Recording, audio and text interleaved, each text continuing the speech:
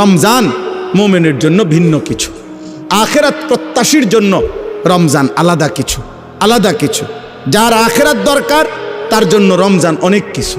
যার শুধু দুনিয়া দরকার, ভাত মাছ চাল ডাল আর এই বিল্ডিং, ইট বালু সিমেন্ট আর ফুলকপি পাতাকপি, আর জীবন যার এই খিরা টমাটো এ কদ্দুর খাইয়া দাইয়া বনে বিড়িয়ে সিগারেটে সাদোয়ানে আর গফে আর টেলিভিশনে আর নর্তকিতে, এতটুকু নিয়ে যার জীবন, তোর জন্য রমজান কিছুই না, নাফরমান। কিন্তু ইমানদারের জন্য রমজান অনেক কিছু।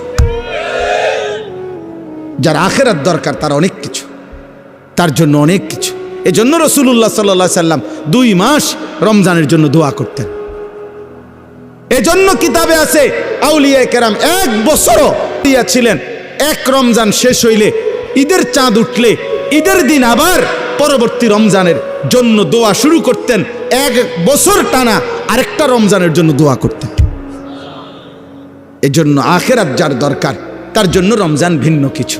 আল্লাহ তাআলা আমাদের প্রত্যেককে রমজানের কদর করে আজকের এই মুবারক মাহফিল থেকে রমজানের প্রস্তুতি নিয়ে নিজেদের জীবন সুন্দর করার তৌফিক দান করেন, কবুল করেন, আমিন।